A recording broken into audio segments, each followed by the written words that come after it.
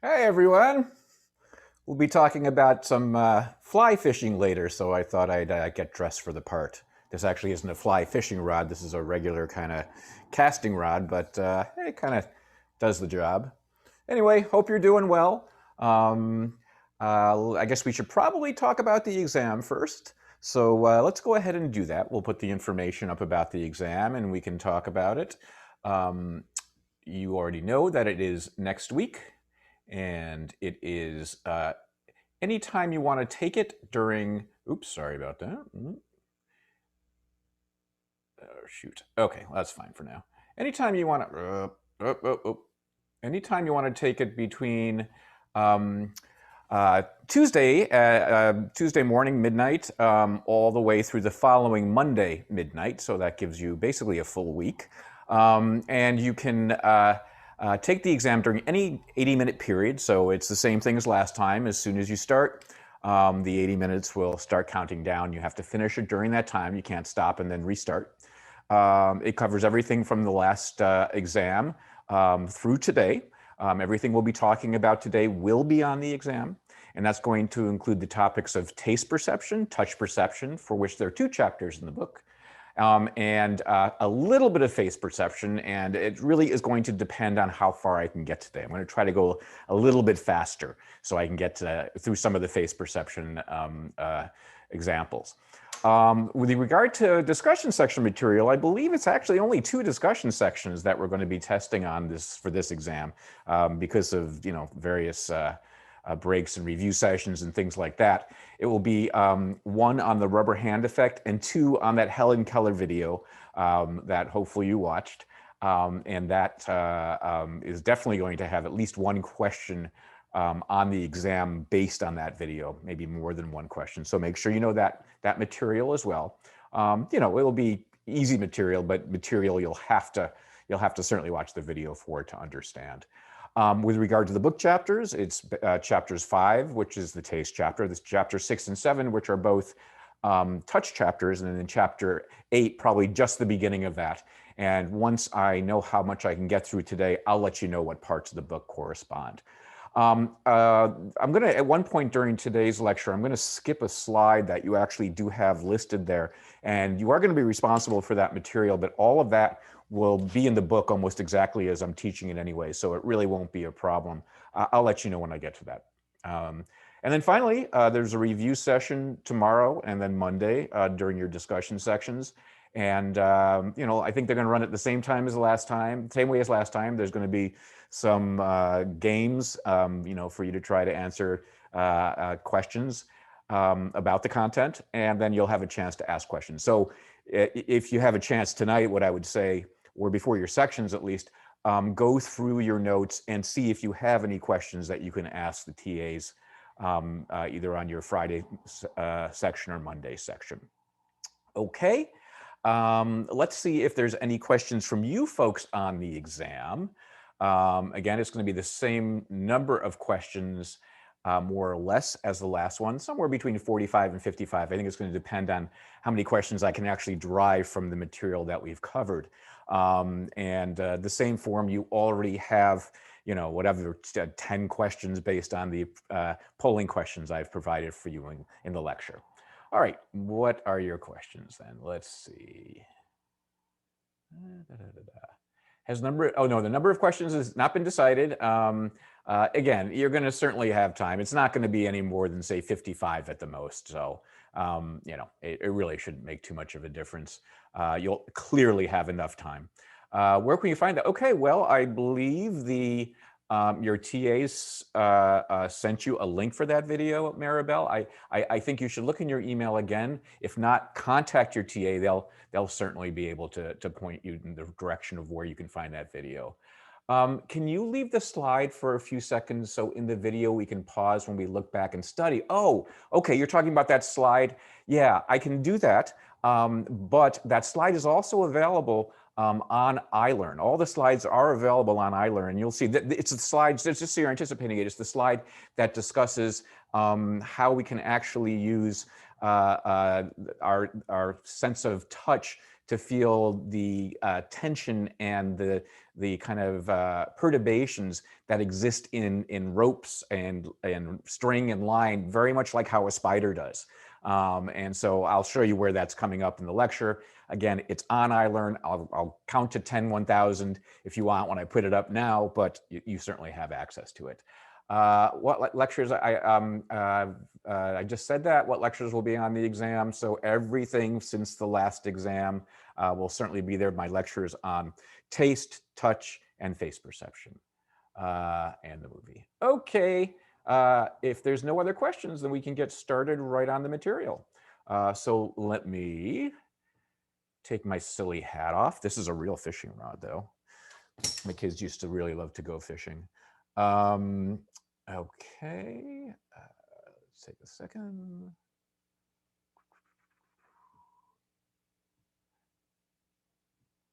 There I am. Okay, great. Looks like there's one more question. I can answer that. Thank you. You're welcome, Vanessa. No problem. Okay. So let's continue talking about touch. And, you know, for me, it was very much like the situation with smell and taste, where I don't do really research relevant to touch. I actually do now, but when I wrote the book, I didn't. I do now a research program on Tadoma, the touching faces to perceive speech. But when I went through the touch literature, I was just amazed at how many cool things there were, and how many skills we have that we aren't aware of having. So yeah, just like Tadoma, I mean, you now know that, you know, you don't have to be a blind deaf person to be able to use Tadoma a little bit, and just using it a little bit allows you to actually enhance a noisy speech signal coming, you know, through headphones. So if you wanted to, if you know, next time you're in a noisy restaurant with your friends, say, boy, this is noisy. I'm having trouble hearing you. But my professor said, if I touch your face, it will help me understand what you're saying. And then close your eyes, grab their face. I'm sure they'll enjoy this after COVID's over, of course. And see if you can understand more with touching their face as the noisy background's interfering with what you hear. You're going to notice that, yeah, I understand them better, which is really, really cool. And again, that's without any training whatsoever. And we also learned that without any training, you can actually integrate the speech you can get from touch with what you're hearing to the point where it can actually override and cause illusions and things like that, which is really quite amazing. But here's something else amazing about touch, which I think most of us don't think about with regard to touch. And that is that we can touch things, we can feel things. I guess this is the right way to say it. You can feel things without touching them. What does that mean? Well, it means, oh, I just happen to have a book here. What a surprise. It means that when I pick up something, I'm rarely picking it up so that my hands are covering a majority of it. When I pick up a book, okay, what I'm doing is I'm picking up just a little bit of it.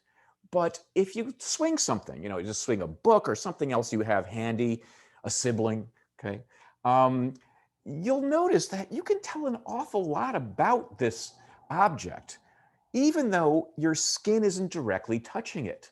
Okay, my skin is not touching down here. It's not touching the portions that are way down here. It's just touching a little bit of this book. Okay, but still, I can tell something about its size, and as you'll see, something about its shape too, just by doing this. And that's a really interesting and often ignored part of touch, that we don't just, in a sense, touch with our skin. We touch with what the sensors we have under our skin, okay? And what we have under our skin is something really, really sophisticated. What I'm talking about here is sometimes called the muscle tendon system. And there's a picture of it. And, you know, we could make this very technical if we wanted to, but I don't want to. All I want to tell you is, you can see this right here, inside our muscles and inside the tendons that connect our muscles to the bone, we have little sensors. And these little sensors kind of measure the stretching of the tendons and the muscles. And then that sensor information goes to the spinal cord and then goes to the other muscles, but also goes to the brain. And those sorts of stretches actually inform our brain about the things we're touching, even if our skin isn't in direct contact with it. So this is what I mean by you can feel things without touching them. Because of how my tendon and muscle sensors are being stretched as I do this, I can tell something about this book, even though I'm touching a very small piece of it. I can tell, again, generally what size it is, what direction it's kind of being held in. I know most of it's below my fingers, right? I know that it's longer this way than this way, even though I'm not really touching any of those edges directly with my skin. So the idea here, when I say you feel things without touching them, is that you can use your sense of touch as it's kind of based deep in your muscles and tendons to be able to know something about objects without your skin directly touching them. And there's a lot of research to show that this is absolutely the case.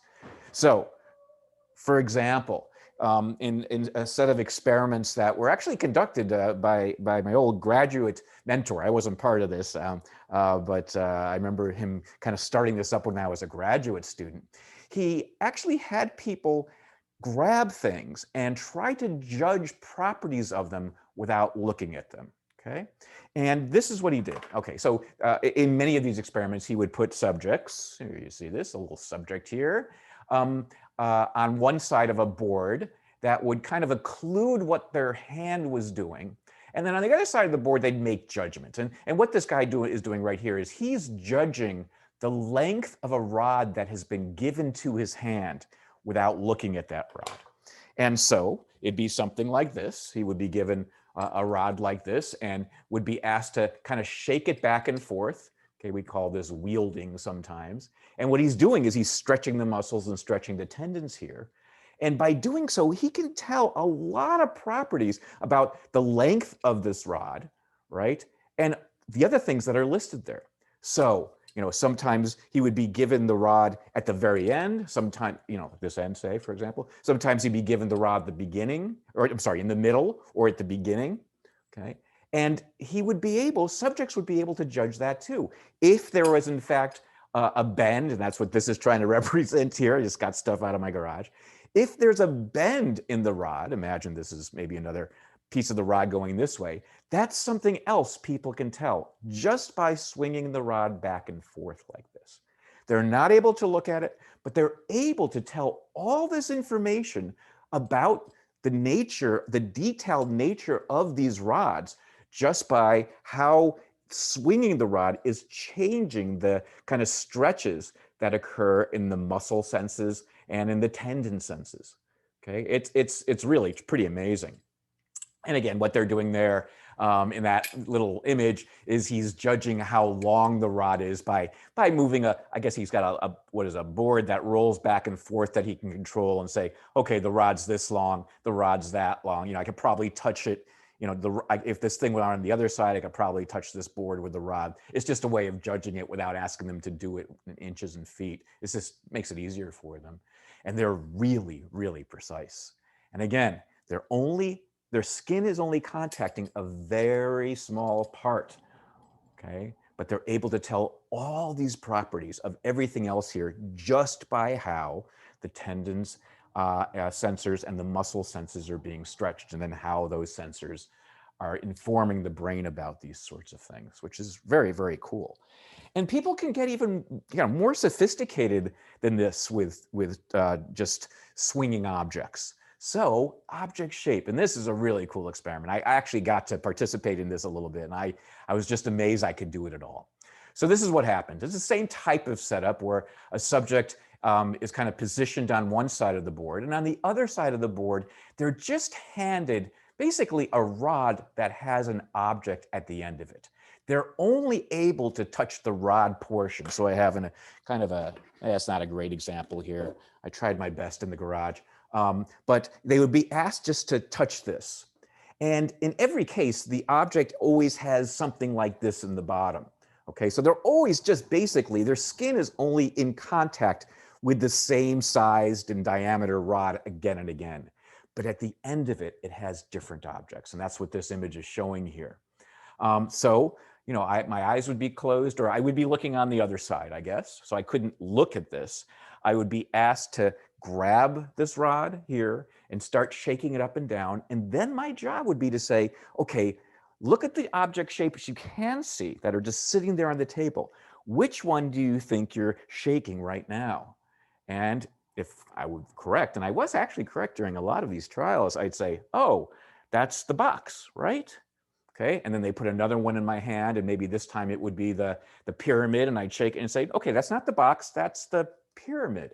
And again, all I'm touching here, I was, you know, kind of cheating. All I'm touching here is, in fact, directly, what my skin is in contact with is this rod that is in my hand. But I'm still able to tell what's beyond my hand and details of what's beyond my hand, again, as the kind of stretches that are occurring in my tendons and muscles are activating these very sensitive little sensors in the muscles and tendons and telling my brain what is on the end, which is just amazing. And people are really surprisingly good at this sort of thing. So, you know, they're able to say, oh, now I'm swinging what is that, a little cylinder there, I'm swinging the semicircle, all that sort of stuff. And then they were able actually to do it across different sizes of objects. So maybe they, like, you know, here's this cube here looks pretty much smaller than the one I just shook. It doesn't have to be the exact same size, because I can say, yeah, that's a cube again, and it might be bigger than the one that I see on the table, but I can still tell it's a cube. So across different sizes, people could make these judgments, even though the objects that were at the end of the thing they were holding was a different size than the objects they saw in front of them. So it generalizes across different sizes. So, I mean, the amount of detail people could pick up just by how these objects are kind of shaping the stretches of these tendon and muscle sensors is just amazing, okay? Well, how are they able to do it? And it gets very complicated. I go into a tiny bit more detail if you're interested in this sort of thing in the book. But just for now, really what we're talking about is how, you know, when you shake something up and down, whether it's this rod, okay, or whether it's the box that's at the end of the handle, what my sensors are picking up is what's called the resistance to rotation. Okay, and again, the mathematics can get really complicated. I don't want you to worry about it, but, you know, based on, and you can imagine this, based on how easy it is to rotate my wrist, okay, in different directions, I can tell something about the details of what's on the end of the thing I'm holding. Okay, I can tell based on, you know, kind of how easy this thing is to rotate one way or another, whether it's a box or whether it's a pyramid or whether it's a semicircle, a half dome, or a cylinder or something like that. And that's just kind of to give you an intuition, right? And it's not something, it's, you know, it's one of these things that we've been talking about through the whole course. This is not a conscious sort of skill like, oh, well, I can't move my hand that way, so it must mean that it has this shape, or I can't move my hand that way easily, so it must mean it has that shape. People have no idea that that's how they're doing it. They're just going back and forth and just making guesses. It's not that sort of introspective sort of thing. It's one of these perceptual skills like echolocation that seems to occur based on, you know, true information that's affecting the tendons and the muscles. But we don't have, you know, kind of introspection to truly understand how the brain is doing it, which is so true of so many things that we've discussed. A lot of these superpowers just we don't have kind of an intellectual access to, but that doesn't mean they're not real. What else? Well, maybe if you play tennis or baseball or hockey is the other thing that's often mentioned in this context. You know a little bit about sweet spots, that there are places in tennis rackets or in hockey sticks or in baseball bats where you really want to hit the ball. It is the position on the racket, for example, that will give you most power. Okay?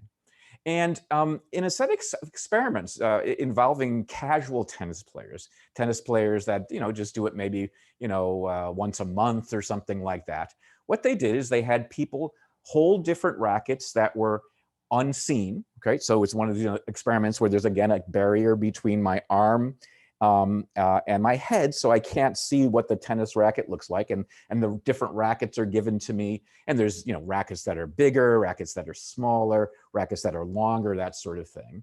And what I'm asked to do, here you can see the apparatus right here, what I'm asked to do is move a little tennis ball that's on a pulley. It's kind of a cute experiment. Okay, that I can see. Okay, so there's a wall here. I can't see the racket, but I can see this little tennis ball that I can pull back and forth. And then my job is to move the tennis ball so it is at the sweet spot of the racket I'm holding. Okay, and I'll do that. And people are told what the sweet spot is. This would be the best place. Where would you want to hit the ball if you were holding this racket? And people's intuitions about this are amazing. They're able to perceive the sweet spot of a racket, and it depends on the racket, but it's going to be somewhere up here or somewhere down here, depending on its size and weight and shape and all that sort of stuff. And it can be calculated. The physics of this can be calculated very simply. People are really good at making these judgments. And again, look how they're making these judgments. They can't see the racket. They don't know how long it is from vision. They don't know how wide it is from vision.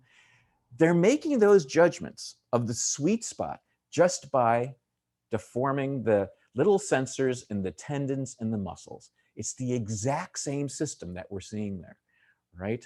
Which is really cool. And it also works with hockey sticks. And I think that experiment, as I remember correctly, they actually brought in players from the hockey team of the school. Does UCR have a hockey team? Yeah, I don't know. But trust me, in University of Connecticut, where I went to school, hockey was really popular. Where I grew up, Syracuse, New York, it probably is the most popular sport. Kids play hockey more than they play baseball and football and basketball because it's really cold a lot of the year. So yeah, they brought in a hockey team and they did the exact same thing and say, where would you want the puck based on this stick that you're feeling? And they would be able to pick out the sweet spot on the hockey sticks as well, which is pretty amazing. What else? Asking people to pick up bars. I don't have a bar. What I'm talking about is like okay, well, let's use a hammer, I guess. But pretend this is just like a big metal bar. It's not actually shaped like a hammer. And people are asked to grip the bar in a different position depending on if they're trying to, grip it so they can hit a nail in very hard, or if they're trying to do what's called precision hammering. And like in the experiment, I'll explain it to you. Precision hammering is like when you're finishing a nice piece of furniture and have to kind of put nails in, and you don't want to mark the wood in the furniture, or if you're putting something into your wall. This is the thing that gets me so stressed doing things around the house. I'm good at things, but I sometimes can make mistakes and make it ugly. So if I'm trying to kind of finish up putting up a new doorbell or something like that, I want to be very precise in my hammering. And people know this like right away, even if they don't really have much experience in precision hammering or power hammering. So you want to be careful here. You don't want to miss the nail. Then they'll do this. Say, it's okay if you miss the nail every once in a while. You want to get that nail in fast. They'll know to grab it at the back. And it's not just, it doesn't make a difference if it's actually a hammer because it's unseen anyway. They just know where to grab it kind of automatically. And again, just based on how things are being stretched in the tendons and the muscles, and how those sensors that pick up on that information are telling the brain the important kind of dimensions and shapes that are being held, even though the skin isn't directly touching them. So these are the sort of examples, I think, that really kind of make a compelling argument that we are able to feel things like the shape of what's on the end of a rod or the end of a handle without our skin actually being in contact with them. And it is such an important part of touching, if you think of it, right? When you pick up anything, whether it's, our friend the paintbrush, if you're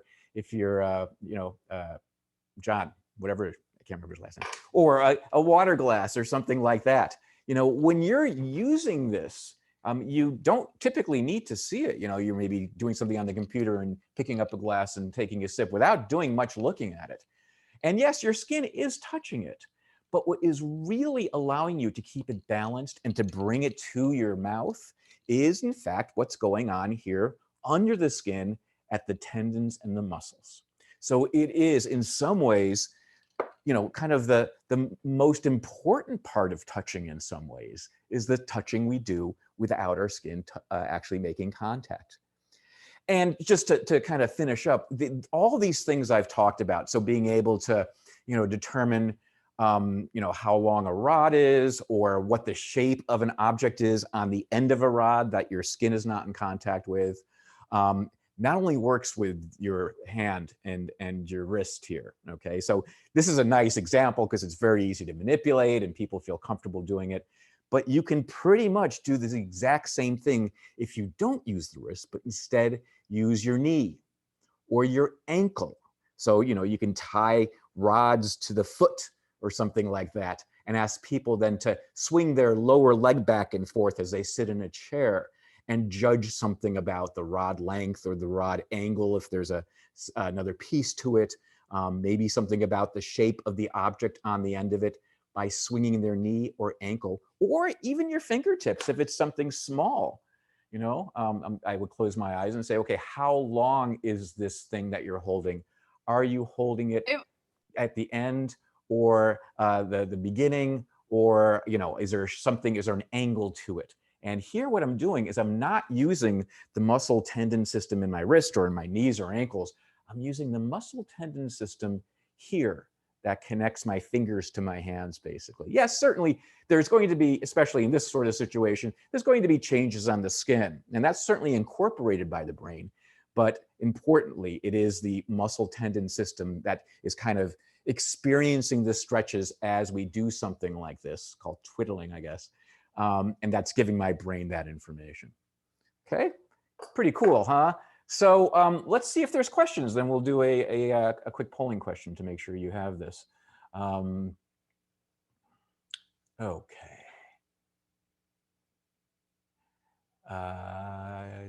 Yes. Okay, Alexa asked, just to clarify, the definition of tadoma is touching the face to perceive speech. Absolutely. Hey, don't judge a book by its cover, Roya says.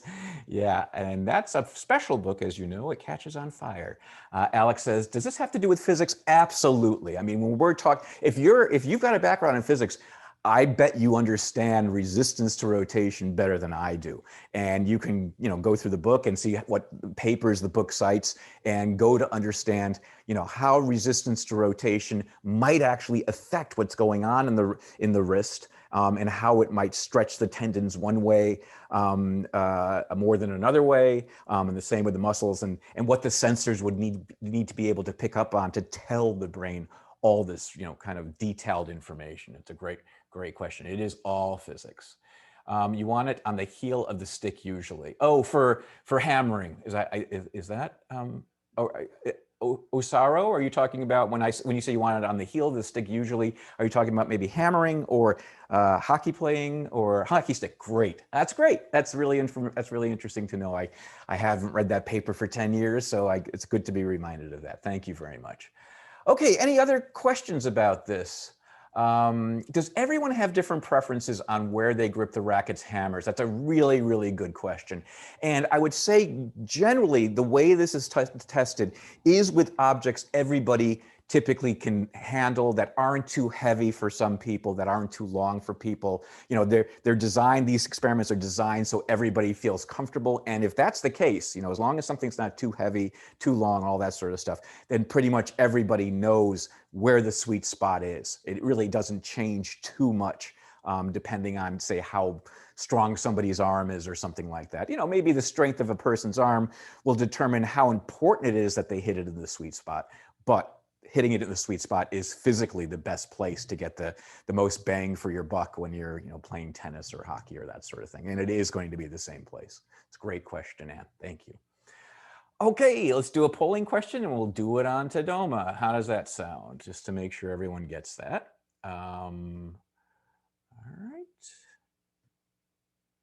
All right. Yeah, this will be an easy one. I just gave the answer away. Tadoma is is the technique Helen Keller used to perceive speech from individuals who don't know sign language. B, can automatically integrate with heard speech.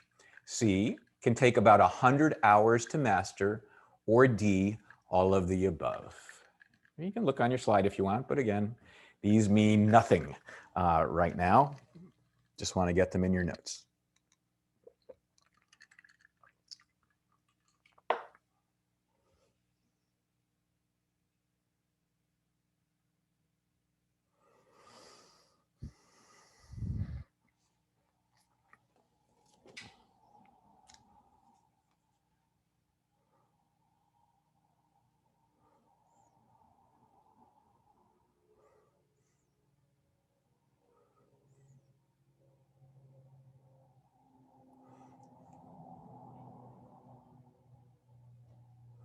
All right, about another 10 seconds, and you guys are doing pretty well here. Okay.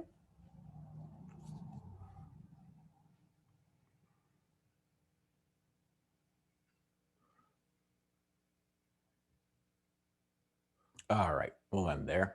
I will share the results, and the correct answer is D. And I realize I might have distracted some of you by saying I just gave the answer to this question because somebody asked about Tadoma, and the answer is all of the above. But the first answer, in fact, is what I said. If you don't remember from the last slide, you might forget, or the last class, you might forget that in fact, it does automatically integrate with heard speech, although I did say that a little while ago today. And if you wanted to learn Tadoma well enough to, make it your main means of communication, like it is for, or like it was for Rick Joy and Helen Keller, then it does take about 100 hours to master. So the correct answer in this case is all of the above. Okay, cool. All right, let me stop sharing here. And you know what I'm going to do? Give me just a very quick second. I am going to, I think I can do this without, all right. Oh, did I not share the results? I already shared the results. There it is again. Take a picture of it. I'm going to turn on a little ventilation here. It's very stuffy, even though I'm outside. Hold on.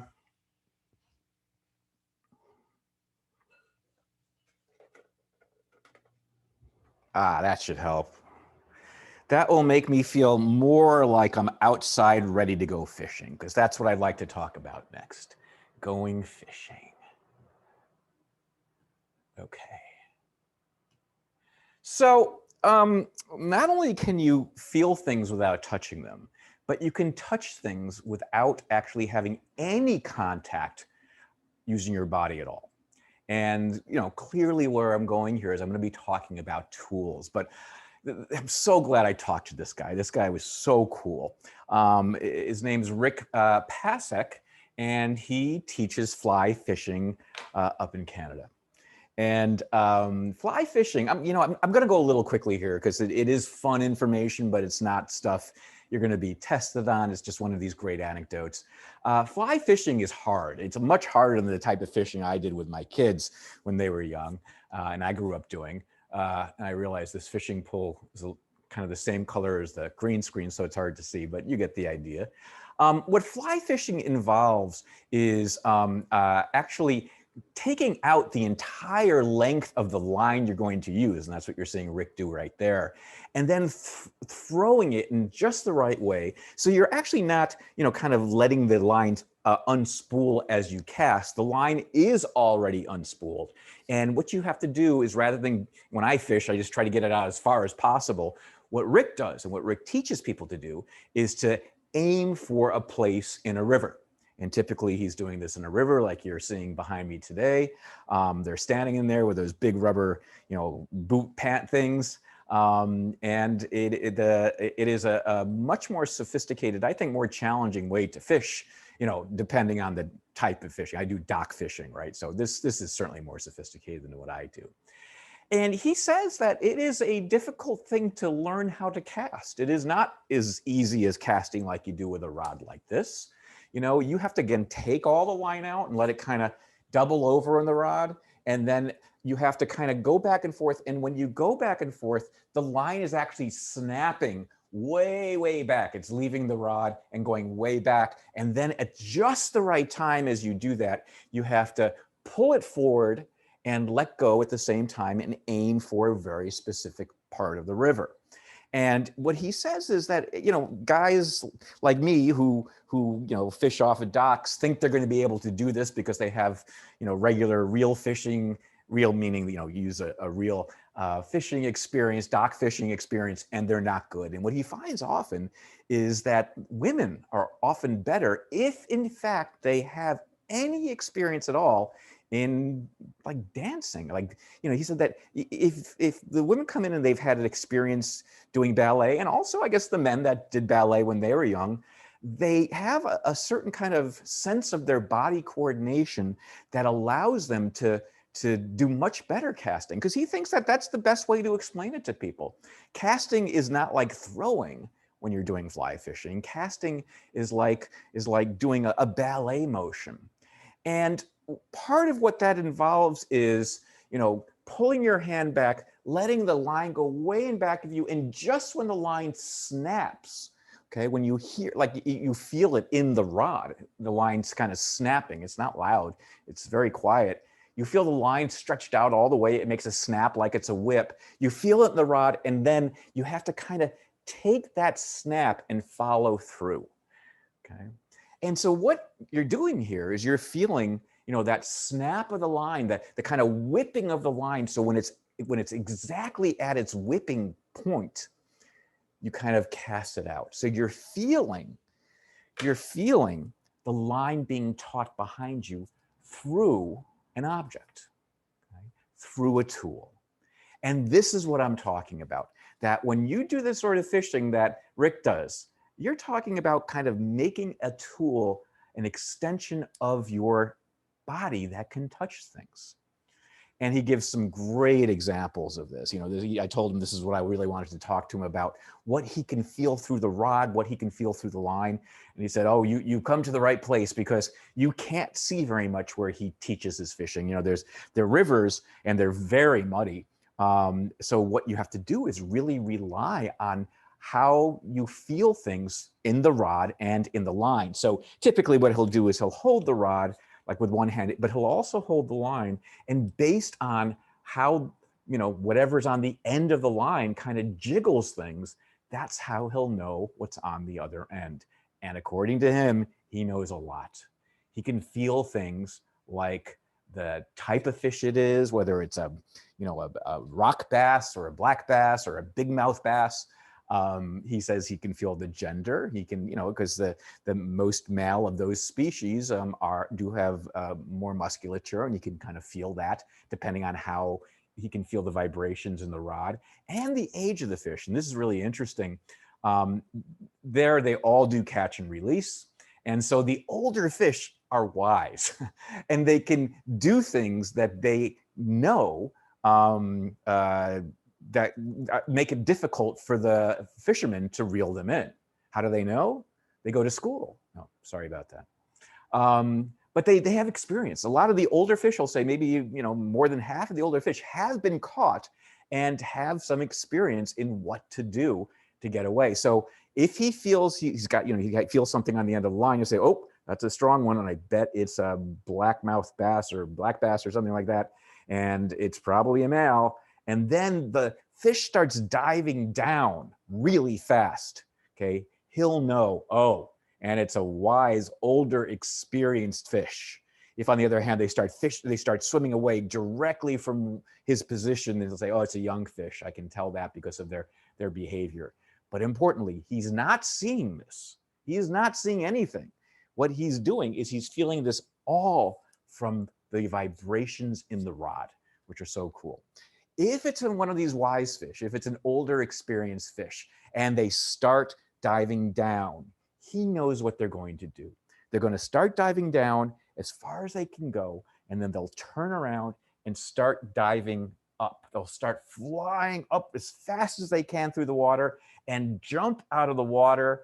And when they do that, they loosen the string. They loosen the cable. And that allows them potentially to get the hook out of their mouth. If the line is slack, they have a better chance that the hook will fall out of their mouth than if it's tight. And so what he teaches people to do when they feel the fish dive down is to get ready, and when the fish jumps up, to quickly kind of pull their rods down to the ground as quickly as they can to keep the line tight, because then the little hook will stay in their mouth. So he says, when you feel a fish diving down, you've got to get ready to bow to the fish. That's what he calls it, bowing to the fish, like going like this, because that will keep the line tight. And it's just such you read through the book, it's such an interesting kind of way for him to think about it, that he realizes that he's using his sense of touch through the rod and to some degree through the line itself. He can feel all these details, he believes, and he'll talk to his experienced buddies, the other teachers on the river that have done this for years and years and years. He's written books on this too. And they'll have the same experience. They'll say, yeah, you can feel all these properties if you do this long enough and you've dealt with the same fish again and again. You can tell things through the rod, through the vibrations in the rod, such as the species, the gender, and the age of the fish, and what the fish is going to do, the direction of the swim, the jump, all that sort of stuff. And yeah, this idea of bowing to the fish, I think, is kind of a very poetic thing, like you're doing a certain kind of respectful move. And then, if they get the fish, they bring him in, take the hook out and say, that was fun, take care of yourself, throw him back in for the next time. Okay, but what we're talking about here is touch through tools.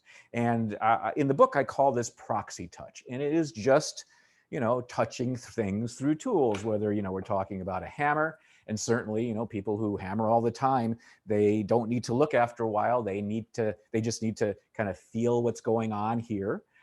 And how the hammer is touching the nail. And they are essentially, of course, using their muscle tendon system here, they are essentially feeling the nail through the hammer. Okay, so touching things through tools is proxy touch, just meaning that you're using something else to touch, not your skin in this case. And we do this all the time, whether we're using a pen or a pencil, we're using a tool that allows us to touch something, and we're using it well, right? My kids still use, my high school son at least uses a pen and paper for things. He has enough experience for doing it for years to know how much he needs to push down so he doesn't rip the paper, and he still makes a mark on the paper. And that seems like an obvious thing, right? It seems like something everybody should know, but it's something that took fine tuning for your brain to be able to do effectively. And essentially what you're doing is you're feeling the paper through the tool of the pen, and then telling that those vibrations through the pen are then telling the skin and probably the tendons here and the muscles here and the little sensors to tell the brain that this is the sort of pressure that needs to be applied.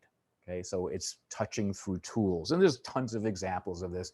Oh, mixing spoon. Yeah, I thought of you folks last night. My wife and I were making some soup, and she says, let's make sure it's thick enough. And yeah, you can look at it, of course, but then I realized that I think a majority of if you make soup a lot, like we like to do, a majority of the way you can tell it's thick is how, when you take a spoon and mix up the soup like this, how the soup resists the spoon as you're moving it, right? And what's happening there, is the resistance of, say, a thick soup on a spoon is going to change how the spoon kind of vibrates or kind of changes its direction and all that sort of stuff, which I'm picking up by my fingers and my little sensors in the muscles and tendons. And all this is telling the brain something about the thickness of the soup. Certainly I am looking at it. That's, how to cook too. But a lot of it comes through, my feel of, oh yeah, this is a nice thick soup now. That's how we like it. Right? Silverware, of course, is the same sort of thing. Typically when we're eating, we're not looking down consistently at the silverware. We're, cutting things up. We're spearing things to make sure they're speared in the right place so we can bring them to our mouths. And these are just the tools we use all the time. Your skin and your tendons are being deformed by the tools in your hand, and that is being translated up through the through the nervous system to the brain, so that we're able to do things effectively like this. And of course, John Bramlett, right? I think that's still such a great example, using the paintbrush and feeling when the little lines of that puffy paint are right at the edge of the shape he's painting. Like, oh yeah, there it is. He goes up here. Okay, so I have to paint in between these things. And he's feeling the line is much more subtle than this, of course, is a tiny little, kind of, raised line. But he's able to tell things about, the space he's painting in by how his brush catches on those lines. And of course, I think maybe even more impressive is him being able to mix paints, and knowing that as he mixes the thick white paint with the thin black paint, if he wants a gray that's more towards a brighter gray, then as he kind of mixes up the white and the black, if it's a thicker sort of consistency, then it's probably going to be a lighter gray because it's closer to white. It's closer to the thickness of the white paint. And he's doing this again all through what he's feeling in the paintbrush that's being conveyed to his skin, certainly, also probably his little sensors up to the brain, which is just amazing. So I think, sorry about that, I think John Bramlett's just a terrific example of tool use. And certainly, where this is something, I mentioned this in just a second, certainly what we find is with, constant tool use like John Bramlett does, like certainly Rick does, Rick PSYC, or, anybody who's consistently using a tool, it does change the brain. And if they have a long enough experience with that tool, it's certainly changing it for the long term. So that, we'll talk about this a little bit in a second, so that their touch brain areas shift around a little bit, basically to make room for the tool that's being used, time and time again, which is really cool. Don't worry about what this says here. Fish's proxy touch revenge. You could read it in the book. It's not worth it for me to go through the example. It's not going to be on your test. But if you're interested in how the fish also use proxy touch to tell where we are and how to potentially, get released more easily, they can do it too. Okay. All right. Let's continue with this and talk about what people can do in experiments with proxy touch. All right, so these are now experiments. We're given all these examples, and now we're talking about actual experiments. And a lot of these experiments involve asking people that are blindfolded to use things like probes. Can you guys see this? Yeah, it's a little probe, and it's something like this. Maybe it's made out of plastic if they're using this. One's metal, but it's the same idea. And what they're told is, here, I guess I can do it with this. Imagine this isn't a keyboard, but now it's a grid. So I can do this sort of thing and feel ridges. Okay. The question is, how sensitive can I be? And remember, we've discussed different ways you can do this in an experiment by changing things like the depth of ridges and stuff like that. So here's an example, right? Remember, we talked about this, right? So the ridges that are placed on the finger, how much pressure needs to be applied for that to be felt. Now imagine you take these and you make them deeper or more shallow. So this is kind of a deep one, right? You could imagine running your finger over this and say, oh yeah, I feel the ridges. Or we could make it really shallow, right? Meaning that these little bumps don't go up enough. And if you made it really, really shallow, you would probably have trouble running your finger on it and saying, oh, I feel the ridges. I mean, you could make these shallow enough that you don't feel the ridges, which is going to be important for this. Because what you find is whether people are touching the ridges with their skin or touching the ridges with the probe, they are pretty much equally sensitive. So we can use a probe like this in terms of judging the depth of ridges or judging whether the ridges are going horizontally or vertically, so the ridges held up like this. Let's see. Yeah. Imagine there's ridges on the tip of this, and my job is to first go over with my finger and say, I think this one's going horizontally. Okay, next one, I think it's going vertically, but they're really shallow. It's challenging. I then take out the probe and do the exact same thing. I am just as sensitive with the probe as I would be with my skin, which is really amazing because, again, realize what's happening here. My skin isn't touching the probe, right? Or I'm sorry, my skin isn't touching the grid. My skin is touching the probe so that the probe touches the grid, sends vibrations up the probe into my fingers, into my tendons, up to my brain. It's a tool. It's using a tool, but our sensitivity using this tool is really, really impressive. What other types of research show that, you know, kind of the sophistication with which we can use tools? And we're going to come back now to one of our friends. Remember, we talked about this way back when we were discussing how the blind use canes, and we talked about the fact that the tip of the cane is really good, well, it's dirty, is really good for creating a sound, so there's echolocation. That cane tip is also really good for conveying the vibrations that occur at the end of the cane. The cane is beautifully designed to convey those vibrations up to the hand so that the hand can use the vibrations, you know, how the cane is, you know, kind of touched by things so that the brain knows what it's touching. So just some examples. And I think most of these experiments actually have people use real canes that the blind would typically use, but these are not blind people. These are intropsychology subjects that come in and are asked to use the canes to determine things. And what they do is they can determine things like the horizontal and vertical distance of a surface. Okay, they can judge very easily how far something is away by touching it. So here, if I were blindfolded, I'd be doing this. And okay, this good? You like this in your face? Okay, and I would say, oh yeah, that's not too far. I mean, it's too far that I can't touch it with my other hand, but it's dirty. I could probably reach out and touch it, like that sort of thing. And people are really, really accurate at making those sort of judgments.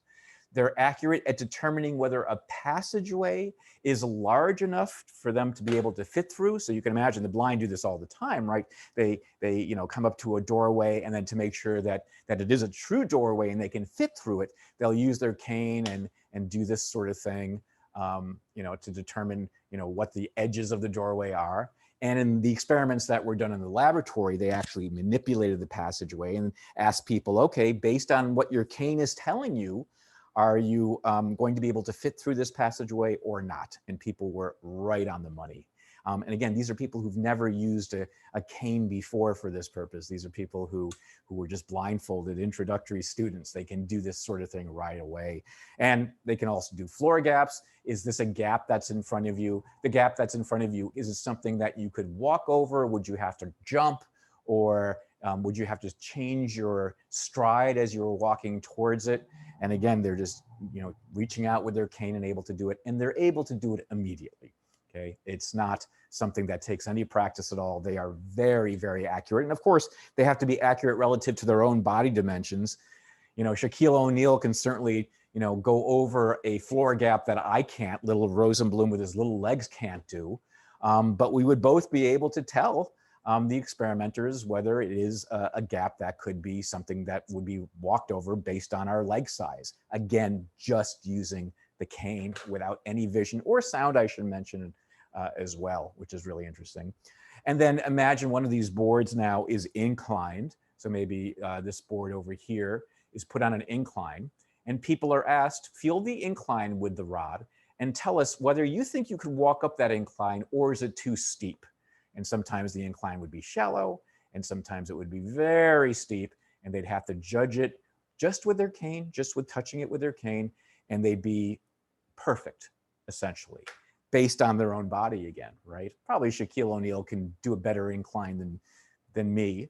And, as he judged it with the rod, he would be as accurate as me relative to his own leg length and center of balance and all that important stuff. And in each of those cases, if you then unblinded somebody and put their canes away and asked them to now visually judge how far something was away, or whether a gap in the floor was something you could walk over, or whether the incline is something you could climb on, as it turns out, they wouldn't be any more accurate with a visual judgment. So even though they've never been asked to do this before using a cane, right? These are not blind subjects. These are just blindfolded intro psychology students. They are as accurate judging it from, proxy touch as they would be if they were looking at it, which is pretty amazing how quickly we can adapt to proxy touch in these cases, that we can actually, rival vision in terms of how accurate we can be. It's just amazing. And then the last thing I wanted to talk about with regard to proxy touch, I think you'll find very interesting. There are certainly instances where animals have built-in proxy touch.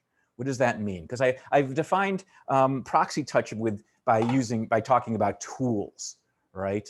But really, we can talk about proxy touch when we talk about a body part that doesn't have, sensors all the way through it, but maybe just at the end. Maybe you know where I'm going here, right? So your little kitty cat, okay, with its whiskers, or a mouse or a rat that has whiskers, can use proxy touch through the whisker. Because if you know anything about whiskers, whiskers don't have, nerves all the way through their length, right? In fact, you can, snip off a kitty's whisker, maybe to look, maybe for a formal event, if they're going to a bar mitzvah, for example. You want to kind of trim their whiskers, and they don't mind. I mean, it's, not the right thing to do. It's a, natural kitty whisker, but they don't feel anything. Where they feel the whisker is just where it makes contact with their skin. So let's talk about mice and rats. I think this is a maybe more intuitive example, but cats work the same way. In the dark, a mouse or a rat will use its whiskers to determine how large an opening is. So, say they're kind of scuttling around the baseboards and they want to know whether they're going to be able to fit through an opening that's in the lower floor baseboard. If it's dark, they can't use vision. So what they will sometimes do is stick their little mice heads in there, and based on how the hole kind of, rubs against their whiskers, that rubbing will be kind of transmitted down their whiskers into the skin, so they'll know something about the size of that hole. And so in a sense, that's exactly the same sort of thing we're talking about when we're talking about determining the aperture size using a cane like this. Except here, the cane is part of the body. Okay? And it is proxy touch because, again, there's no nerves down the length of the whisker. The only nerves are where the whisker touches the skin, where the whisker is held by the skin. And that little nerve is feeling how the whisker is being kind of moved as the whisker is touching a doorway, or the edge of a hole, I should say, and telling its little mouse brain, oh yeah, that hole probably is big enough for me to go through it. Right? All that information comes from where the whisker touches the skin and where that nerve is. What else? Well, beaks in birds are known to work the same way, right? A beak has no nerves in it. Horns of deer and ram and those sort of animals, where the nerves are right where it connects to the skin. It's a length of horn, it's antlers, all that sort of stuff. There's no nerves in those antlers, but where it touches the skin is enough because there's sensors there that can detect when the horns touch something else. Okay, so it is, in a sense, a built-in tool for these animals. Cool. Do we have built-in tools? Possibly. Possibly. Sometimes fingernails and teeth in humans are considered, I guess, proxy tools. Why? Well, we know that our teeth don't have nerves all the way through. There's the root that goes down, but that's something very different. And certainly fingernails, and I've seen quite long fingernails. These are very popular these days for people. And in those cases, yeah, whether they're trying to determine something, the roughness of some material or something like that. When we chew on things, we're basically using the proxy tools of our teeth, so we know how hard we should bite on it. We're feeling the hardness of what's in our mouth. And it turns out that we can be very, very accurate with this. So they tested in one experiment individuals who they were carpenters. They did carpentry on fine furniture, and all of them, or many of them, had nails, or at least a nail that was long enough that they could actually use as a tool to judge the smoothness, the consistency of a wooden surface. And if any of you have ever worked with wood, this might make a lot of sense to you. That, yeah, you can look at the wood, you can sand the wood, make it as smooth as possible, look at it, but if there are ridges in it, they're sometimes hard to see. So it is easier to determine if there's a ridge in it, if you have a nail that's long enough, to actually kind of scrape it, and if there's a ridge in it, your nail will stick. And in that case, of course, nails don't have nerves all the way through them either. It's just where the nail touches the skin, there are sensors. The nail is acting like an onboard proxy touch tool, okay? So yeah, we do probably have onboard proxy touch tools as well as kitties and rats and birds and rams and all those sort of things. It's interesting how well they can be used, even if we don't think of them like that. And then finally, I just did want to mention this again. There is evidence in all these tool cases that if there are consistent use of tools, whether it's a hammer, a screwdriver, a paintbrush, a cane probably, that you do see shifting in the touch areas of the brain to kind of make use of that. And you also see enlargements in the representation of where the fingers would be holding the tool, certainly. But it kind of like there's a little area that's kind of set aside almost for that tool, and a little bit about that through the plasticity we were discussing and some of the experiments that involved using tools to manipulate things. So there you go. Okay, we're going to take a little break here. I'm going to ask you another polling question, but before we do, here is the slide. You want to take a picture of it. It's also on iLearn, as I said, but go ahead, take a little snapshot. There it is.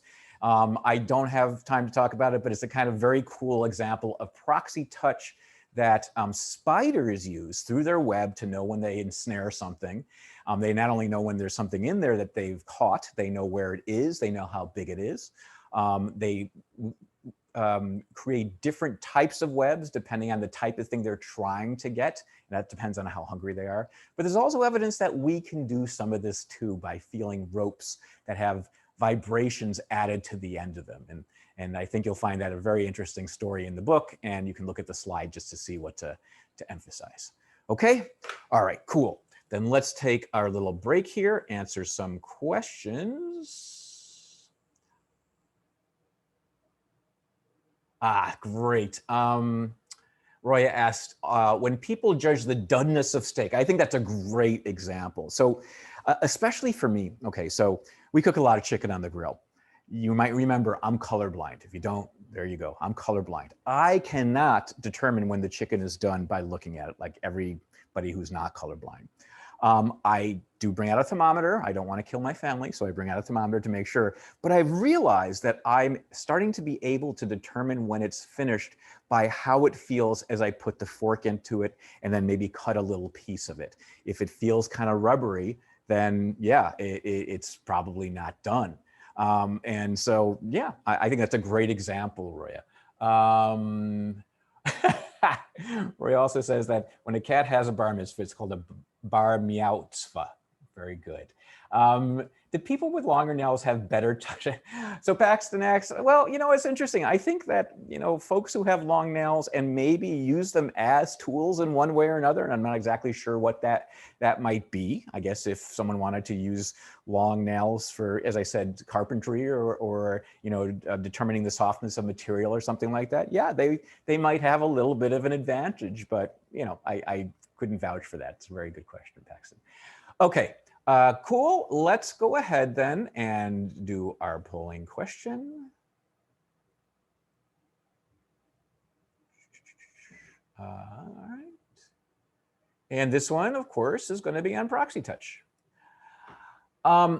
So which of the following are examples of proxy touch? A, perceiving the gender of a fish through feeling it in the rod and line, like Rick Pasek. B, John Bramblett's ability to determine the paint color or the viscosity through the brush. C, rats using their little whiskers to navigate narrow passageways in the dark, or D, all of the above? Boy, this one's really easy.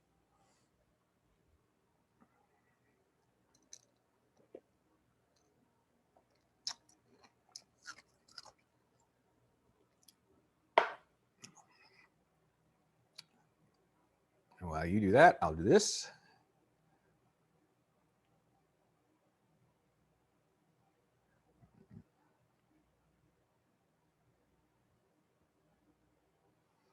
All right, you're doing good. I'll give you another 10 seconds or so.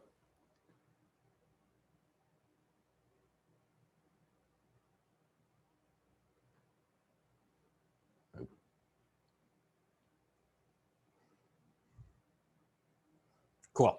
Okay. You did great. The correct answer is D, all of the above. So yes, Rick PSYC feeling the fish through the rod is a great example of proxy touch. In this case, the proxy touch tool would be the rod and maybe the line. John Bramblett is probably our original example, feeling the paint through how the paint resists the brush movements. The paintbrush, of course, would be the proxy touch tool in this case. And then see rats using their little whiskers. Rats have these onboard proxy touch tools, their whiskers, and that is another really good example. So the correct answer, of course, is all of the above. Terrific. I will stop sharing. And it looks like there's yeah.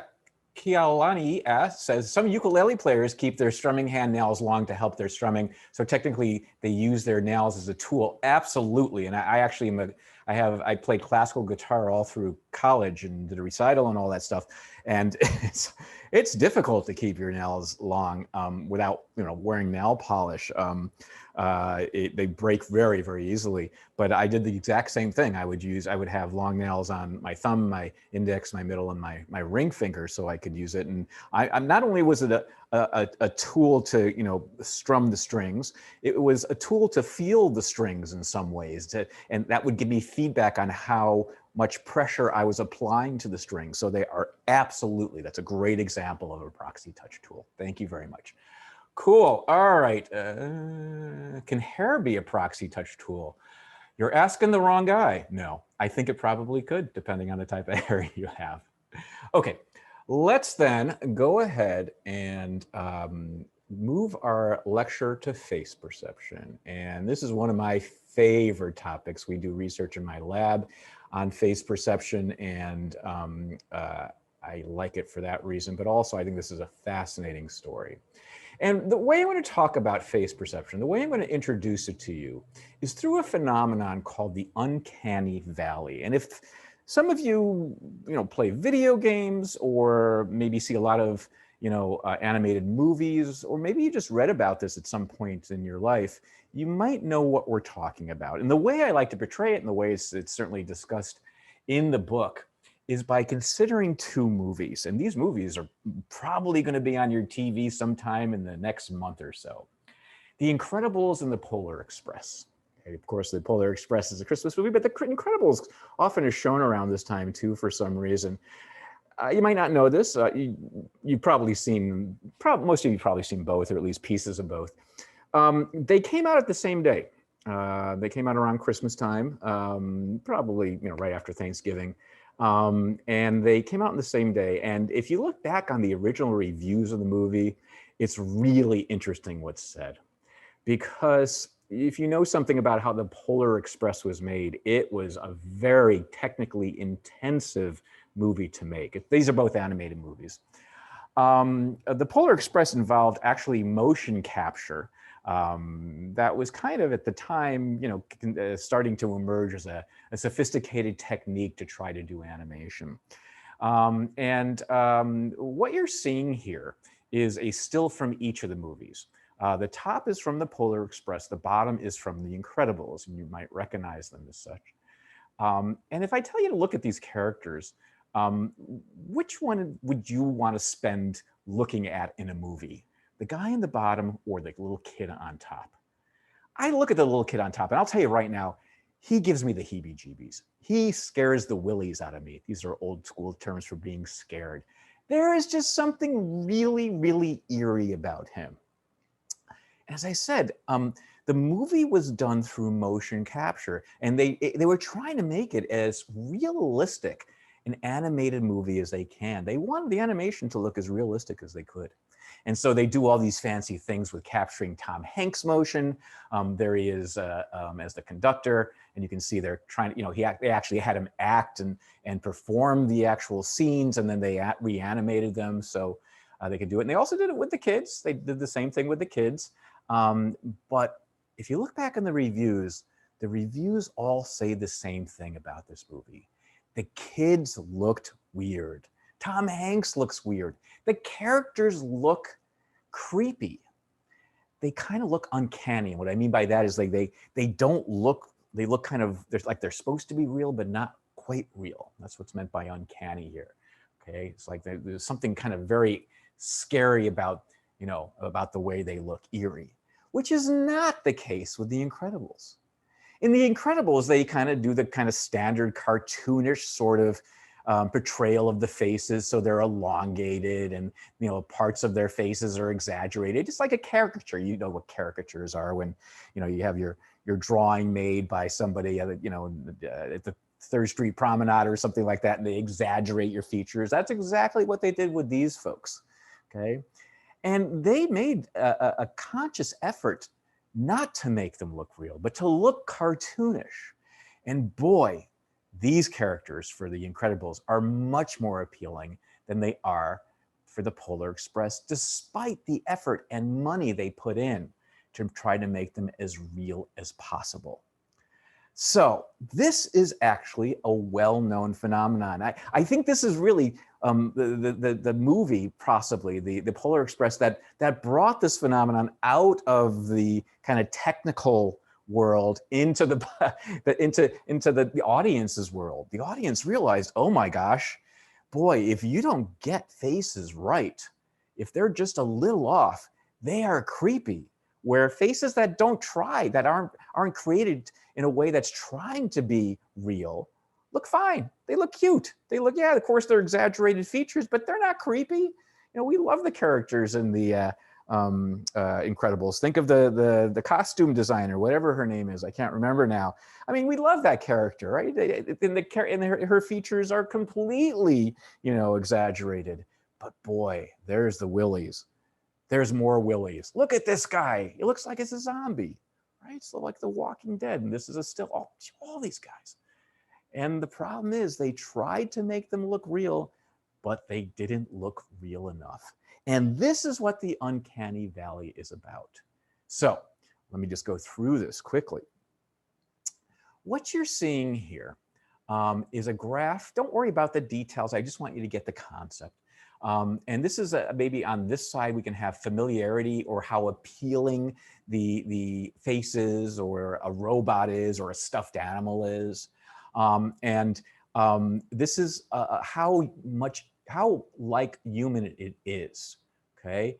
And so this would be, a clear, healthy human person up here, and we would find that familiar, and we find that appealing. If this were actually, if the Polar Express had just actually been a live action movie, we would be fine with it. Maybe it's not a great movie either way, but we would find it more appealing. However, between where you start here, which would be something like a robot, as you go out further and further, maybe you become okay with it. Things are looking good, but then all of a sudden, when it's about to look real, if it isn't real, we get the creeps. We get the willies. And that's what's meant here by the uncanny valley. There's like a little valley in how this works where it starts to look fine for a while, but then it gets to a point where it looks really creepy. The example I give in the book, I think, works. You got R2-D2, you got C-3PO, and I ask you which one you like more, and people say R2-D2. It's kind of a cute little robot, fine, but you like C-3PO, and you say, okay, let's try to make C-3PO a little bit more human. And what we do is we, maybe put a dress on him, okay, and you have them walk around, say, yeah, no, this is fun. You know, C-3PO is has a dress, and this is cool. And we put a wig on C-3PO, and you say, yeah, this is great. C-3PO is endearing. It's cute. It's familiar in some ways. And then what we do is we take a rubber mask. And I don't know, one of the ones you get for Halloween, a rubber mask that's, kind of supposed to look like somebody famous, I don't know, Joe Biden, Trump, something like that. And you put it on C-3PO with the wig and the dress. And all of a sudden, it looks creepy. Because we've kind of gotten to the point where it's starting to look close enough to human, but not close enough to be, comfortable. Right? And this is the valley we're talking about. So there's a range in which the realism makes these unrealistic features. What is the eyes, I think, in a lot of these cases. Also, I think the skin is probably too smooth. It makes them, these features, kind of uncanny. We're very aware as these eyes, we're very aware as this guy looks more like a human than this guy down here does, that there's things wrong with the face. The eyes are wrong. And the eyes might not be any worse than they are with the cartoonish face, but we notice it more as it approaches realism. And it seems to be, oh yeah, this is just a really quick example of how it's portrayed in robots, that we're fine with these kind of robot-looking robots, but as it gets closer and closer to humans, we start to see a problem. And those of you that play video games, I know I watch my kids' video games, is they're doing a great job with the animation, but boy, they still have the uncanny valley with most of the characters where they try to make them look real. I still get creeped out by the eyes, by the way they move sometimes.